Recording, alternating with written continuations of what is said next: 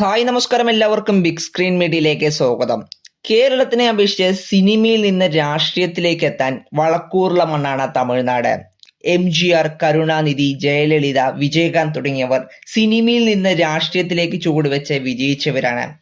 അതിനുശേഷം കമൽഹാസൻ, രജനികാന്ത് തുടങ്ങിയവർ രാഷ്ട്രീയത്തിലേക്ക് കടക്കാൻ ശ്രമിച്ചുവെങ്കിലും അവരുടെ രാഷ്ട്രീയ പ്രവേശനം പാളിപ്പോവുകയാണ് ഉണ്ടായത്.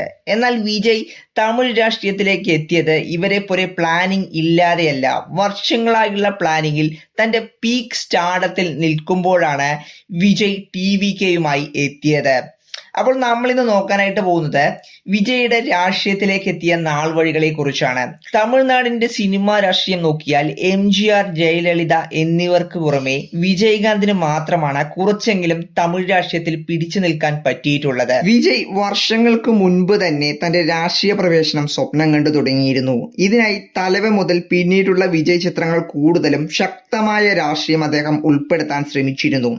അനീതിക്കെതിരെ പോരാടുന്ന നായകൻ, നാടിനെ രക്ഷിക്കുന്ന നായകൻ എന്നിങ്ങനെ വിജയ് ചിത്രങ്ങളിൽ ഒരു രക്ഷകനായാണ് അദ്ദേഹത്തെ കൂടുതലായി നമ്മൾ കണ്ടിരുന്നത്. ഇത് പലപ്പോഴും വിജയെ രാഷ്ട്രീയത്തിലേക്ക് എത്തുന്നു എന്ന തരത്തിൽ വാർത്തകൾ വരാൻ കാരണമായിരുന്നു. വിജയുടെ രാഷ്ട്രീയ ചരിത്രത്തിൽ ഏറ്റവും നിർണായകമായ ഘട്ടമായിരുന്നു തലവ സിനിമയുമായിട്ട് റിലീസുമായി ബന്ധപ്പെട്ട പ്രശ്നങ്ങൾ. തലവ സിനിമയുടെ tag line time to lead എന്നായിരുന്നു. ഇത് അന്നത്തെ ജയലളിത ഭരണകൂടത്തെ വലിയ രീതിയിൽ ചൊടിപ്പിച്ചിരുന്നു. വിജയ് രാഷ്ട്രീയത്തിലേക്ക് വരുന്നു എന്ന തരത്തിൽ ഇത് ശക്തമായി വ്യാഖ്യാനിക്കപ്പെട്ടു. ചിത്രം തമിഴ്നാട്ടിൽ റിലീസ് ചെയ്യുന്നതിന് ഒരുപാട് തടസ്സങ്ങൾ നേരിടാൻ ഇത് കാരണമായി. അവസാനം വിജയ് ജയലളിതയ്ക്ക് മുന്നിൽ മുട്ടുമടക്കേണ്ടതായിട്ട് വന്നു. എന്നിട്ട് പോലും കേരളത്തിൽ ഉൾപ്പെടെ റിലീസായ തലവ 2 ആഴ്ചകൾക്ക് ശേഷമാണ് തമിഴ്നാട്ടിൽ റിലീസായത്. എന്തായാലും തലവ മൂവിയുടെ പ്രശ്നം വിജയുടെ ജീവിതത്തിൽ ഒരു ടേണിംഗ് പോയിന്റ് ആയിരുന്നു. ഒരു നടൻ എന്ന നിലയിൽ നിന്ന് ഒരു രാഷ്ട്രീയ നേതാവ് എന്ന നിലയിലേക്ക് അദ്ദേഹത്തെ മാറ്റിയെടുക്കുന്നതിൽ ആ ഒരു കാലഘട്ടത്തിന് വലിയ പങ്കുണ്ട്.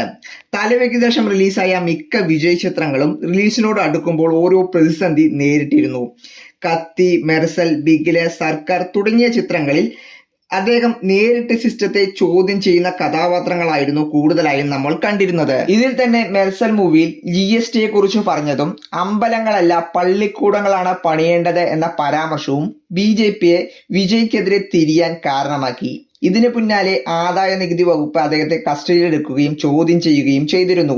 ഇതുകൊണ്ടും തീർന്നില്ല, വിജയുടെ പേര് ജോസഫ് വിജയ് ചന്ദ്രശേഖർ എന്നാണല്ലോ. ഇതിനെ ചൊല്ലിയും പിന്നീട് വിവാദങ്ങൾ ഉണ്ടാക്കാൻ ശ്രമിച്ചിരുന്നു. എന്നാൽ ഇതെല്ലാം വിജയ്ക്ക് തമിഴ് ജനതയുടെ മേൽ കൂടുതൽ വിശ്വാസം നേടാൻ കാരണമായി. 2020 വരെ വിജയ് തന്റെ ചിത്രങ്ങളിലൂടെയാണ് സിസ്റ്റത്തെ വിമർശിച്ചത് എങ്കിൽ 2021 ശേഷം നേരിട്ടും വിമർശനങ്ങൾ ഉന്നയിക്കാൻ തുടങ്ങി. 2021 നിയമസഭാ തെരഞ്ഞെടുപ്പിൽ വിജയ് തന്റെ ചെന്നൈയിൽ നിന്നുള്ള വീട്ടിൽ നിന്ന് സൈക്കിളിലാണ് പോളിംഗ് ബൂത്തിലേക്ക് പോയത്. ഇത് ഇന്ധന വില വർധനവിനെതിരെയുള്ള അദ്ദേഹത്തിന്റെ പ്രതിഷേധമായിരുന്നു. ആ ഒരു സൈക്കിൾ യാത്ര വളരെയധികം വൈറലായിട്ട് മാറി. അതുപോലെ തന്നെ തൂത്തുക്കുടിയിലെ പ്ലാന്റിനു നേരെ നടന്ന വെടിവെപ്പിൽ 13 പേർ മരിച്ച ആ ഒരു വീടുകളിൽ അദ്ദേഹം സന്ദർശനം നടത്തുകയും 1 ലക്ഷം രൂപ വീതം ധനസഹായം അദ്ദേഹം നൽകുകയും ചെയ്തു. ഇതുപോലെ തന്നെ തമിഴ്നാട്ടിൽ ജല്ലിക്കെട്ട് നിരോധനത്തിനെതിരെ നടന്ന പ്രതിഷേധത്തിൽ വിജയ് പങ്കെടുത്തിരുന്നു. വെള്ള കർച്ചീഫ് എല്ലാം ധരിച്ച് മുഖം മറച്ചാണ് അദ്ദേഹം ആരും അറിയാതെ എത്തിയത് എങ്കിലും അദ്ദേഹത്തിന്റെ ചിത്രങ്ങൾ നിമിഷ നേരം കൊണ്ട് തന്നെ വൈറലായിട്ട് മാറി. ജല്ലിക്കെട്ട് എന്നത് തമിഴ്നാടിന്റെ വികാരമാണ്. ഇതിനെ ഫലപ്രദമായിട്ട് തന്നെ തന്റെ രാഷ്ട്രീയ പ്രവേശനത്തിനുള്ള ഒരു ചവിട്ടുപടിയായി വിജയ് ഉപയോഗിച്ചു. വിജയുടെ രാഷ്ട്രീയ വളർച്ചയിൽ ഏറ്റവും പ്രധാനപ്പെട്ട അടിത്തറയായിരുന്നു വിജയ് മക്കൾ ഇയക്കം. 2009 വിജയ് ഈ ഒരു സംഘടനയ്ക്ക് രൂപം നൽകിയത്. അദ്ദേഹം സിനിമ പ്രൊമോഷൻ അല്ലാതെ സാമൂഹ്യ സേവനത്തിനു കൂടി ഈ ഒരു സംഘടന ഉപയോഗിച്ചു. TVK വരുന്നതിന് മുൻപ് പ്രാദേശിക തെരഞ്ഞെടുപ്പിൽ വിജയ് മക്കൾ ഇയക്കത്തിലുള്ളവരെ സ്വതന്ത്രരായി നിർത്താൻ വിജയ് തീരുമാനിച്ചു. ഇതിന്റെ ഫലം എല്ലാവരെയും ഞെട്ടിക്കുന്നതായിരുന്നു. 169 സീറ്റുകളിൽ മത്സരിച്ച പ്രതിനിധികൾ 115 സീറ്റുകളിലും വിജയിച്ചു. ഇത് വിജയുടെ രാഷ്ട്രീയ പ്രവേശനം കൂടുതൽ വേഗത്തിലാക്കി. ഇതോടുകൂടി 2024 ഫെബ്രുവരി 2 വിജയ് തന്റെ രാഷ്ട്രീയ കക്ഷിയായിട്ടുള്ള TVK, അതായത് തമിഴ് വെട്രിക്കഴകം പ്രഖ്യാപിച്ചത്. ഇതിന്റെ അർത്ഥം തമിഴ്നാട് വിജയത്തിനായുള്ള പാർട്ടി പാർട്ടി എന്നായിരുന്നു. എന്നാൽ 2024 ലോക്സഭാ തിരഞ്ഞെടുപ്പിൽ TVK മത്സരിച്ചില്ല.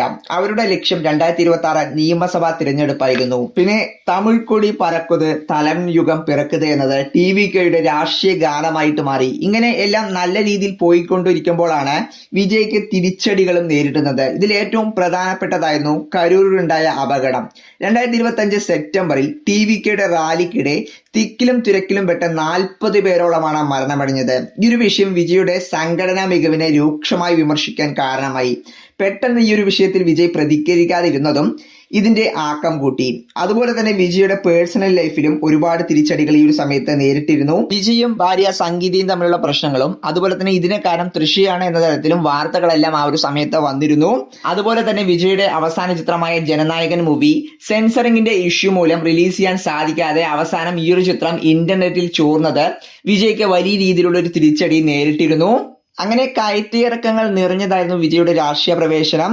അപ്പോൾ ഒരു പെട്ടെന്നുള്ള തീരുമാനമായിരുന്നില്ല വിജയുടെ രാഷ്ട്രീയത്തിലേക്കുള്ള എൻട്രി. അത് ഒരുപാട് വർഷത്തെ പ്ലാനിംഗ് ആയിരുന്നു. അപ്പോൾ 2026 നിയമസഭാ ഇലക്ഷനിൽ വിജയുടെ TVK വിജയിക്കാൻ ആകുമോ ഇല്ലയോ എന്നുള്ള നിങ്ങളുടെ അഭിപ്രായം തീർച്ചയായും കമന്റ് ബോക്സിൽ രേഖപ്പെടുത്തുക. അപ്പോൾ ഇതുപോലൊരു ഇൻട്രസ്റ്റിംഗ് ആയിട്ടൊരു വീഡിയോയുമായി കാണാം ഫ്രണ്ട്സ്. ബൈ.